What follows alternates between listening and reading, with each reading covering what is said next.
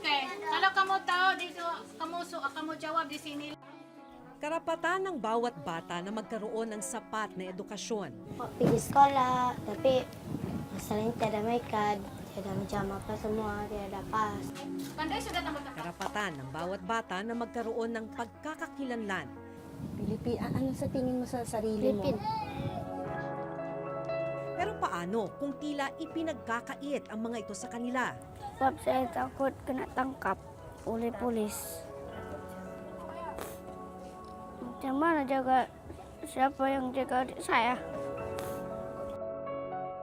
Sa isang kabundukan sa Sabah, patago kung mag-aral ang ilang kabataang tinatawag na stateless. Mga walang dokumento pero itinuturing ng tahanan ang Sabah. It breaks your heart to see them like this. Because I want to help them, but I cannot too much.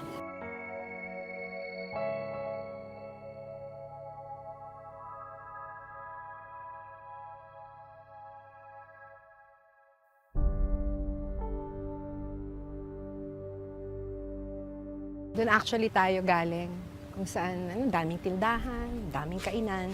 Pero yung komunidad kung saan tinuturuan yung mga bata, nandito sa likod ng parang talahiban.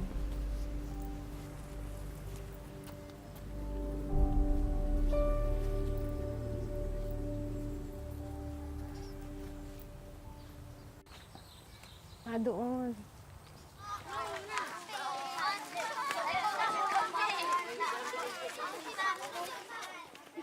Naabutan naming paakyat ng bundok sina Nico, 10 taong gulang, at Christine, 12 taong gulang. Itatago namin ang kanilang mga mukha at tunay na pangalan dahil posible silang mahuli ng mga Malaysian authority. Nandito tayo ngayon sa Sabah, kasama ang ilang tinatawag na stateless children. Stateless dahil wala silang birth certificate sa Pilipinas, wala rin silang papeles dito sa Malaysia. Papunta yung mga kasama nating mga bata sa isang makeshift classroom. At kung mapapansin ninyo, medyo nasa isang liblib na lugar tayo. Liblib dahil sila mismo nagtatago sila mula sa otoridad dahil sa takot na kapag sila'y mahuli, madedetain sila at ide-deport.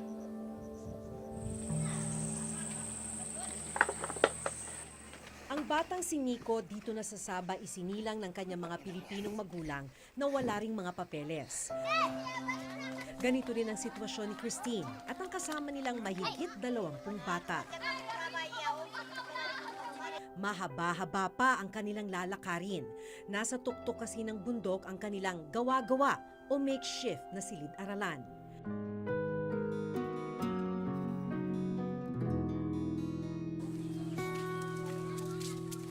Bukod sa maputik,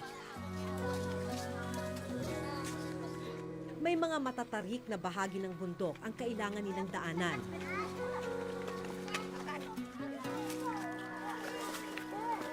Pero tila sanay na sina Nico at Christine.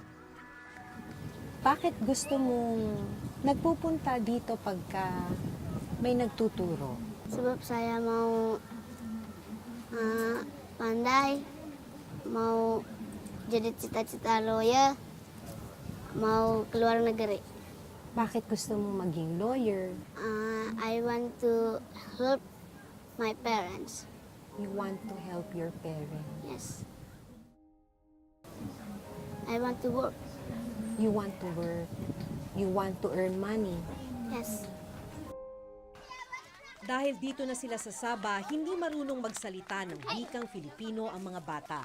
Ang alam nila, wikang Bahasa Melayu.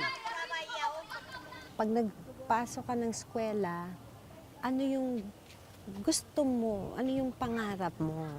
Ano yung gusto mong maabot? Mau jadi cikgu.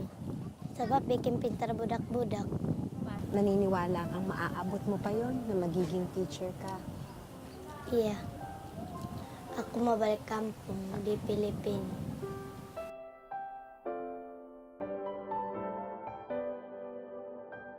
Matapos ang halos isang oras,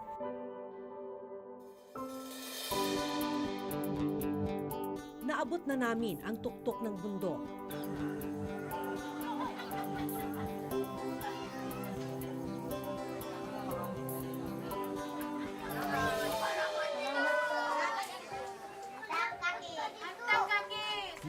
init. Walang mga upuan at mesa. At isang sira-sirang pisara. Ganito ang inabutan naming silid-aralan. Okay, 1, 2, ready, sing.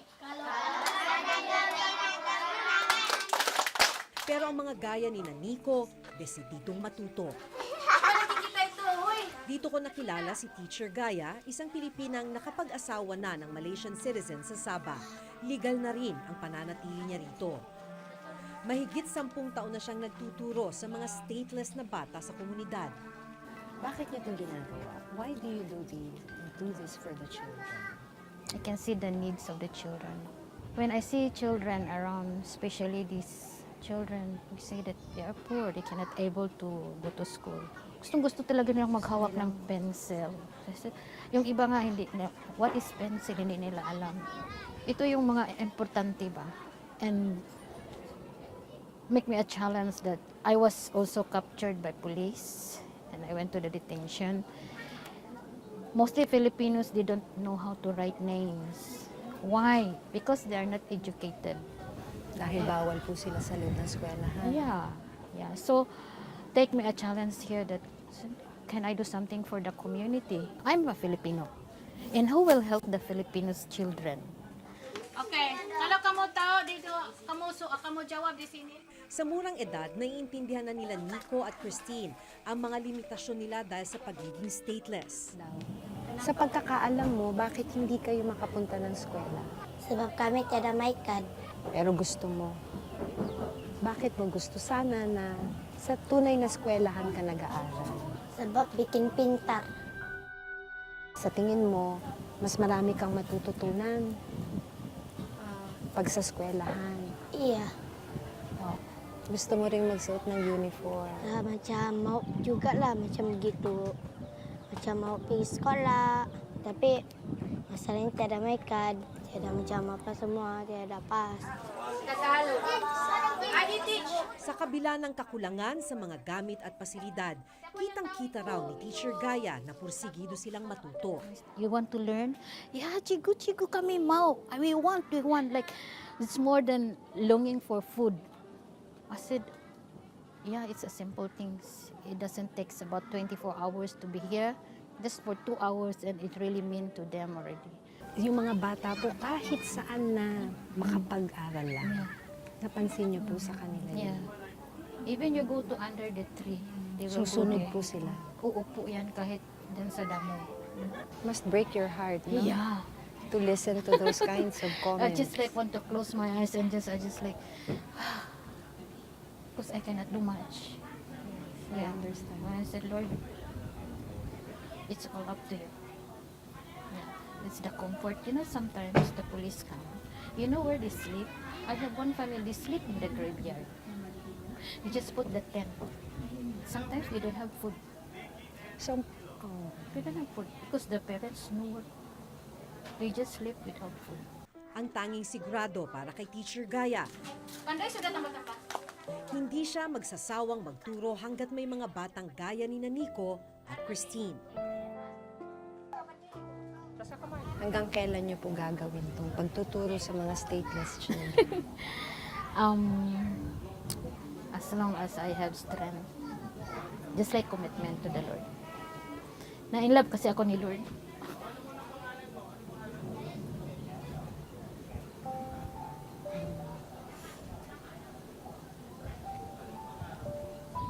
But it breaks your heart to see them like this.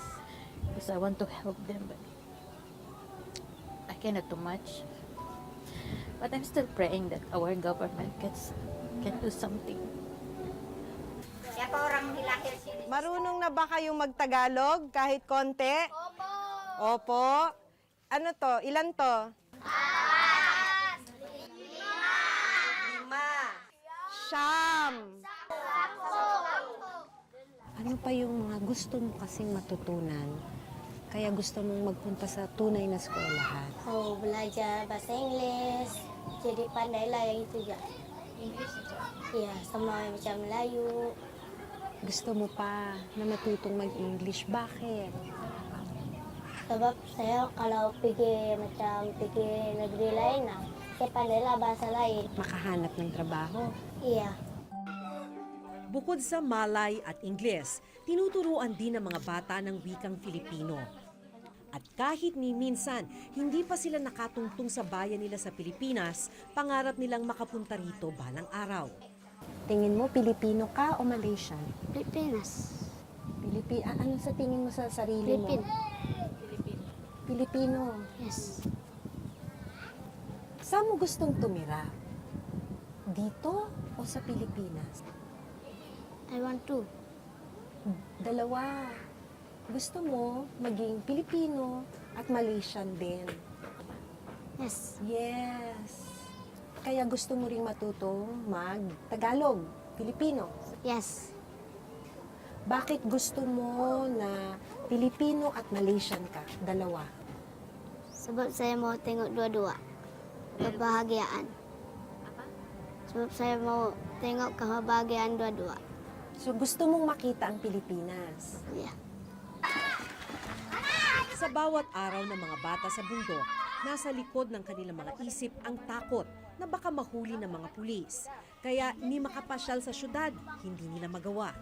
Kalau macam ada polis datang, terpaksa lah saya tapuk. Paano kayo nagtatago? Kat bawa, dikumus dengan manta. Saya dekat dibawa kolong. May mga lugar ka bang hindi pinupuntahan dahil natatakot ka? Iya.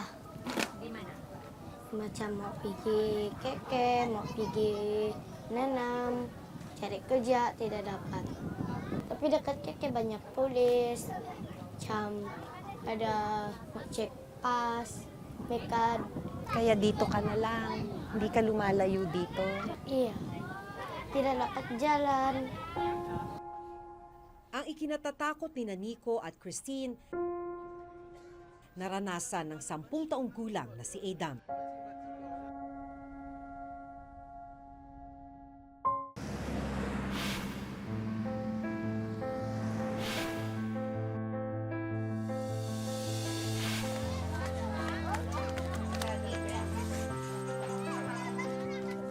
Matapos ang 2 oras na klase, bababa na ng bundok ang mga bata.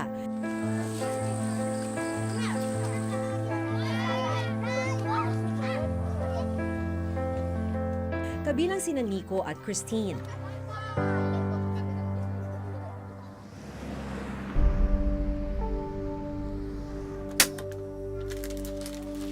Nagtatrabaho sa isang construction site ang mga magulang ni Nico.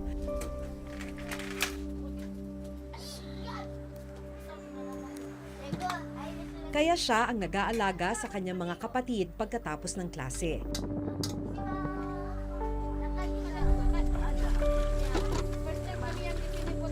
Siya rin ang abala sa mga gawaing bahay.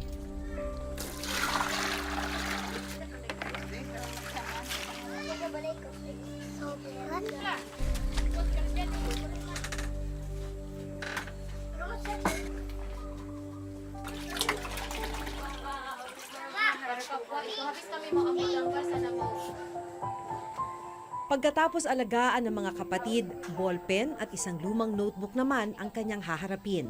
Para kay Nico, hindi natatapos sa kanilang silid ang kagustuhang matuto. Saya suka sekolah. Saya mau kerja lawyer, mau tolong ibu bapak. Dahil stateless o walang nasyonalidad, laging nangangamba si Nico na mahuli ng mga pulis at makulong. Naging kalakaran daw kasi sa Sabah na i-detain ang sinumang walang papeles sa Sabah, bata man o matanda, bago sila ibalik sa Pilipinas. Kung tutuusin, labag ito sa UN Convention on the Rights of the Child kung saan nakalagda ang Malaysia. Undocumented kung ituring sila ng Malaysian government. Malungkot na katotohanan kahit na itinuring na nilang tahanan ng Sabah. Saya mau macam orang lain, boleh keluar, tiada ketakutan. Saya tiada pas macam orang lain, sebab saya mau jadi macam orang lain. Hiling ni Nico mabigyan silang mga bata ng dokumento o kung tawagin nila ay pass para makapanatili rito sa Sabah ng legal.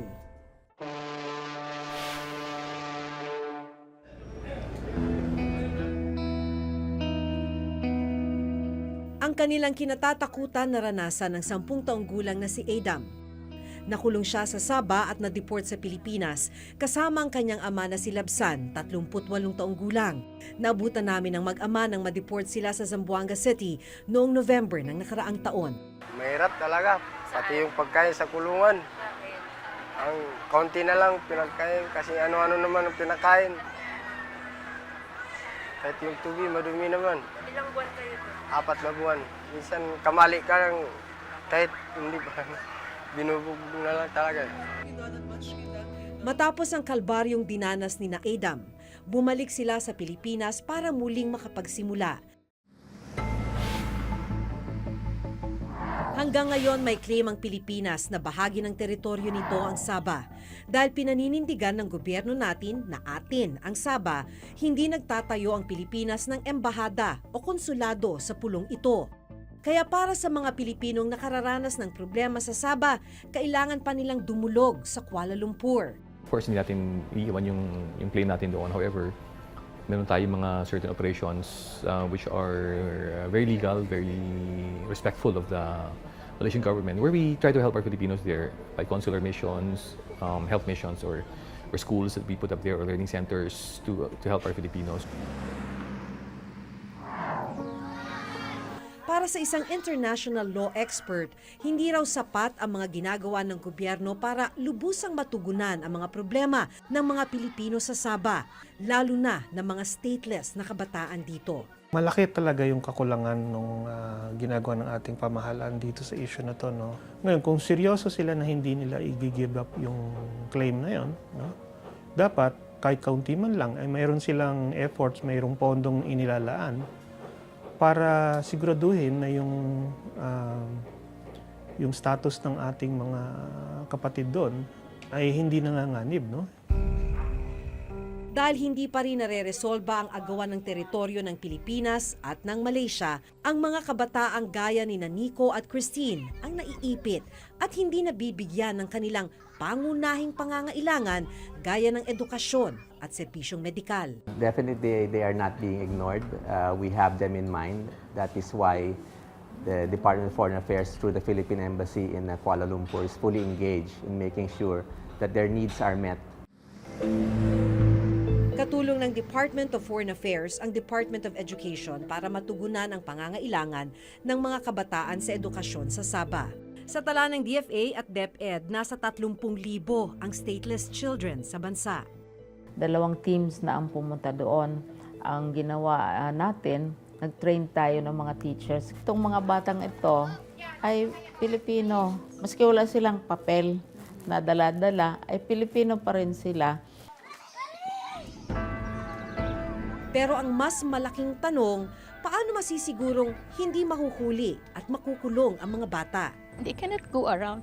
Why? Kahit minsan doon sa labas na pinaparkingan ng karita, may police din magdating. So when they see the car, the police car, they were scared. They will hide. We also engage the government of Malaysia constantly and ask them to, recognize the human rights of our Filipino kababayans here in this part of Malaysia. Human rights is a basic right. Education, healthcare is something that we should provide.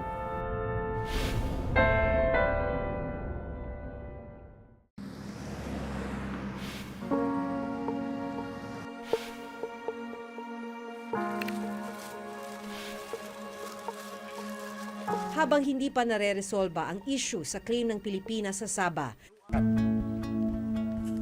isang agarang tulong ang isinagawa namin katulong ang ilang Filipino volunteers na nakatira na sa Sabah. Ilang kababayan natin ang nagbigay ng mga bagong gamit sa eskwela at mga upuan para sa mga bata.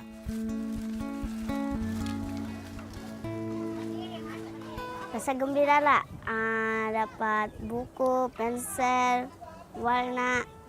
Rasa sangat bahagia. Saya rasa itu buku dapat baikkan harapan saya dan juga harapan kami. Kung tutuusin, paunang Lunas pa lamang ang tulong na ito sa mas malalim na problemang kinakaharap ni Nico at Christine. Hiling nila dumating ang araw na gigising sila na hindi na nila kailangang magtago, na hindi na sila nangangambang mahuli at makulong, at araw na mabuhay lang silang ligtas at payapa bilang mga bata.